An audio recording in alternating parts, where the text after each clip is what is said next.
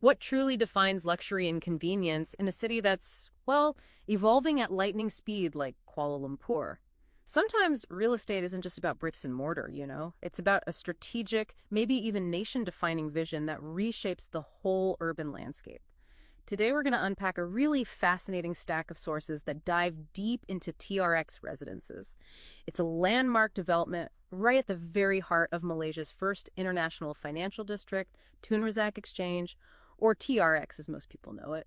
Yeah, and this deep dive is really custom tailored for you. It doesn't matter if you're, say, a discerning investor evaluating a strategic asset, or maybe you're a prospective resident considering a premier urban lifestyle. Our goal here is pretty simple. Distill the most important nuggets, maybe highlight some surprising facts we uncovered in our research, and just help you understand what truly matters in all these sources we've looked at. Right, because this isn't just about a single building, not at all. It's about an entire ecosystem designed for what they call life at the center. All right, let's get into it. Let's unpack this monumental vision.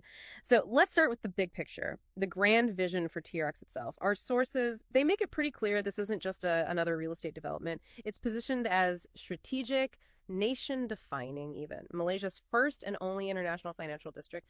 And the numbers are huge. An estimated gross development value, GDV, of RM40 billion. That's a staggering figure. Really highlights the scale. Absolutely. And what's really fascinating here, I think, is its national significance. TRX is a key part of Malaysia's economic transformation program. The goal: elevate Kuala Lumpur to a global hub for finance and business. Put it on par with places like Canary Wharf in London or Marina Bay in Singapore, maybe the ICC in Hong Kong. And this isn't just some private venture getting government nods. It's a joint venture directly involving the Ministry of Finance through TRX CDSD and BHD. That's crucial. It fundamentally changes the risk profile. You're looking at an almost sovereign-backed asset, kind of insulates it from the usual ups and downs you see in purely private real estate project. It's like, buying a small piece of a nation's strategic future, not just an apartment unit. That national backing, yeah, that's a powerful statement. And when we dug through the urban planning documents, what became really clear was the sheer scale of the master plan. It's meticulously designed, 70 acres, freehold land, and the concept is a self-sustaining city within a city. The plan outlines something like 26 to 30 buildings, over 21 million square feet of gross floor area GFA, that's the total enclosed space, all designed to foster this complete work, live, play environment. Yeah, and to put that in context, they're essentially creating a whole urban environment from scratch. You've got a commercial and office hub, right? Yeah. Anchored by these big grade A office towers, Exchange 106, Menara IQ, where HSBC is, Menara Prudential, Menara Afin. This district is projected to house maybe up to 45,000 knowledge workers. That's a lot of potential tenants or buyers right there. And we saw a recent report confirming PwC is moving its headquarters there by 2029. Just cements its status further. Another major player. Exactly. Then there's the retail and lifestyle part. The Exchange TRX Mall. Huge. Yeah. 1.3 million square FT net lettable area NLA with over 400 shops. For green space, which is pretty unique, there's a 10-acre activated rooftop park, TRX City Park, sitting right on top of the mall. On the roof. Yeah. And finally, the residential and hospitality bits. TRX Residences is the main one we're focusing on, but there's also Core Residence and Malaysia's first Kimpton Hotel. That's quite an impressive mix of elements. Oh, really? But how does this work, live, play setup actually feel different, compared to other integrated developments we see around KL? And what about this porous design the sources keep mentioning? That's a really good question. The porous design is key. Think of it less like a walled-off fortress, more like an urban sponge. It means it's deliberately permeable. There are seamless pedestrian links designed to connect with and hopefully rejuvenate the surrounding neighborhoods. It invites people and energy to flow in and out, connecting TRX to established areas like, say, the Bukit Bintang shopping belt. This whole integrated model, it creates this powerful, self-reinforcing economic loop. It helps ensure sustained demand for the homes and the commercial spaces. So it's not just operating in a bubble. Makes sense. But looking ahead, how future-proof is this district really? Well, stepping back a bit, TRX is engineered with sustainability technology right at its core. It's actually the first development in Malaysia to get neighborhood-level provisional GBI Platinum. Green Building Index, right? Yeah, and also LED for Neighborhood Development Gold certifications. That's basically the global gold standard for sustainable urban planning. ensures a genuinely eco-conscious environment. Key things include district-wide on-site wastewater treatment. That's set to cut potable water demand by 50% for things like cooling, irrigation, toilet flushing. That's significant. It is. And it's got smart city infrastructure, a digital master plan, district-wide connectivity, smart waste management, enhanced security with biometric sensors, real-time video analytics. The works. And the whole 70-acre site is designed to be highly walkable. Everything's within about a 5-minute walk of KL's biggest MRT station. That really encourages less reliance on cars.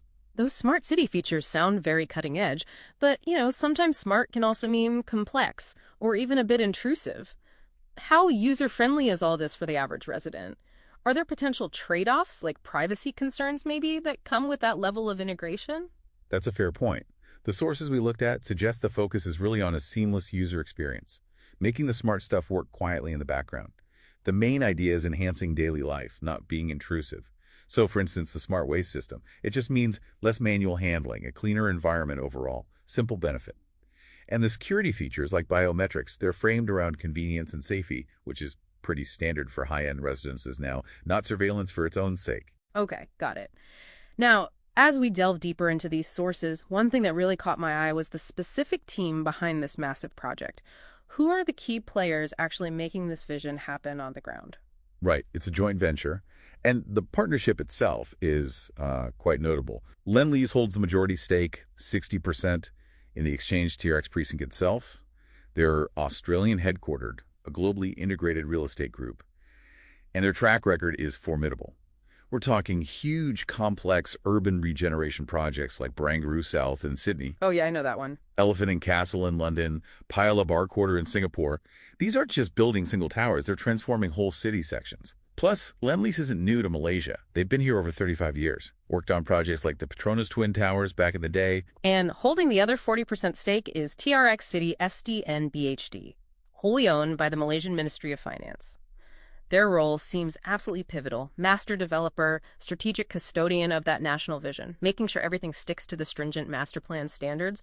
It's almost like having a government quality control arm built in. Exactly. And the project benefits from this, confluence of design and construction expertise. The architectural vision comes from top-tier firms like Grimshaw.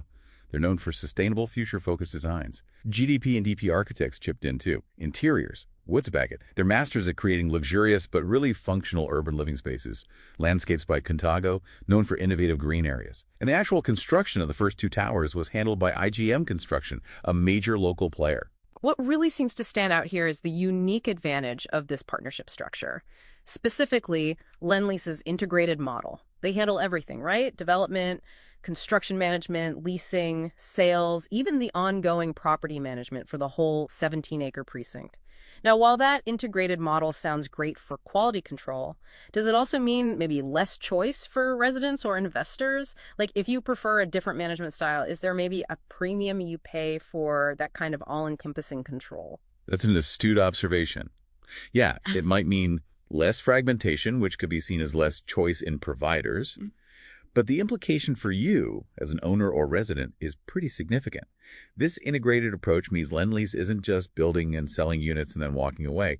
They are perpetually invested in the success of the entire district. I think of it like a long-term quality guarantee. Their reputation, their future profits, are literally built into every aspect.